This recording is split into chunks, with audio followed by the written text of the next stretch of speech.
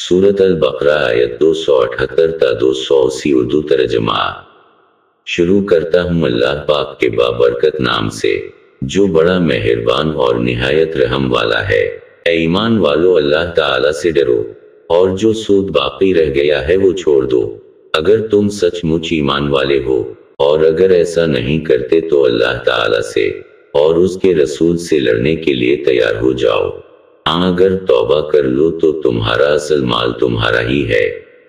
ना तुम जुल्म करो और ना तुम पर जुल्म किया जाए, और अगर कोई तंगी वाला हो तो उसे आसानी तक मोहलत देनी चाहिए, और सदका करो तो तुम्हारे लिए बहुत ही बेहतर है, अगर तुम में इल्म हो।